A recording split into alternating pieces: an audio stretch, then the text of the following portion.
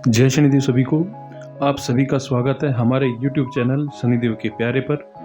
आज हम बात करेंगे एक ज्योतिष के विषय जिसको बोलते हैं काल सर्प दोष पर। तो आपके सामने अभी एक लगन पत्रिका मौजूद है। इसमें आप ये देखिए कि जहाँ 5 नंबर लिखा हुआ है वहाँ राहु लिखा हुआ है, उसके साथ साथ जहाँ 11 नंबर लिखा हुआ है वहाँ पे केतु मौजूद है और राहु और केतु के बीच में सारे ग्रह हैं, जिसमें 6 नंबर पर सूर्य बुध, 7 नंबर पर चंद्रमा गुरु, 8 नंबर पर शुक्र, 9 नंबर पर शनि और 10 नंबर पर मंगल मौजूद है। ये जितने भी सारे ग्रह हैं ये राहु और केतु के बीच में उपस्थित हैं।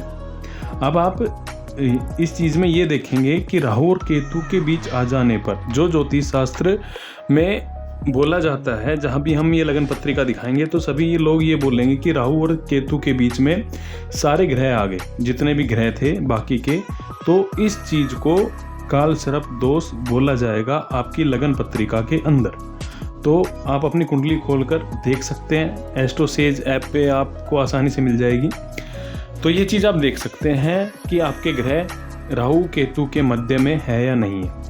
तो ऐसे ही 12 प्रकार के काल सर्प दोष बताए गए हैं कि 12 प्रकार के काल सर्प दोष होते हैं, जिसमें अलग अलग नाम थे। जैसे ये पद्म काल सर्प दोष का एक नाम था। लेकिन क्या सच में काल सर्प दोष होता है? आज इसी बात पर एक वीडियो मैंने बहुत सोच समझ के बनाई है। परम पूज्य गुरुदेव मनु भैया जी कई बार बताते हैं इस विषय के बारे में। जब वो सुबह सुबह सत्संग करते हैं, जब वे आते हैं तो आप सुनते हैं कि गुरुजी बताते हैं कि काल सर्प दोष जैसा कोई योग होता ही नहीं है। और ये बात भी सत्य है। ये मैंने अपनी ही ये जो YouTube चैनल है इसके जो कम्युनिटी पे है उस पर डाल रखा है, जो मैंने आज सुबह ही डाला था। आप वहाँ पढ़ पाएंगे ठीक से कि काल सर्प दोष नाम का कोई योग होता ही नहीं है।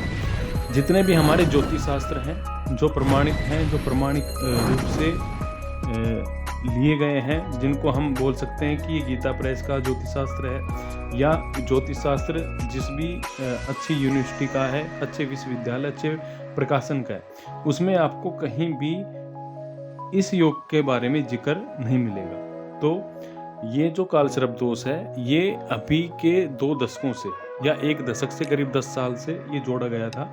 काल सर्प दोष का कैसा भी जिक्र हमारे पुराने ज्योतिष शास्त्र जो शुरू से वैदिक काल से चले आ रहे हैं वहाँ नहीं है। ना ही इसके बारे में कहीं जिक्र आया कि कोई काल सर्प दोष का भी जिक्र होता है। ये केवल एक तरीके से आप धंधा मान सकते हैं इस चीज़ को कि काल सर्प दोष के नाम से लोगों को डराया जाता है कि आपको काल सर्प दोष है, आप इसकी पूजा कीजिए, इसको आप शांत कराइए, ताकि ऐसे जो पाखंड फैला रहे हैं ज्योतिष के नाम से उनकी दुकान चल सके। आप ये बोल सकते हैं। तो काल सर्प दोष जैसी कोई चीज़ नहीं होती है, इसमें घबराने की भी आपको आवश्यकता नहीं है अगर आपकी कुंडली में राहु केतु के मध्य सारे ग्रह आते हैं तो भी।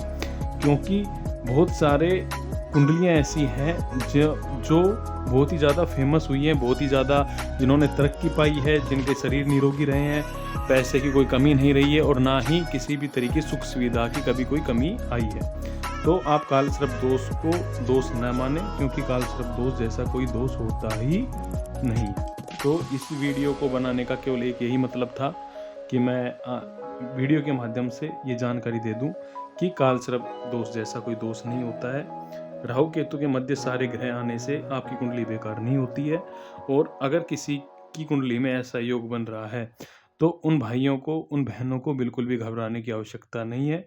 आप केवल ओम नमः शिवाय ओम का जप कीजिए, क्योंकि ओम नमः शिवाय ओम के जप से सारे ग्रह जो बुरा प्रभाव देते हैं वो अपना बुरा प्रभाव जो देने की जो स्थिति होती है वो बहुत ही कम होती आ जाती है। और एक समय ऐसा आता है कि उनका बुरा प्रभाव खत्म होकर वो आपको अच्छा फल देने लगते हैं। ये जप का प्रभाव है और आप सभी लोग जप करें ओम नमः शिवाय ओम का। जय शनिदेव। आज की वीडियो में इतना ही। जय शनि।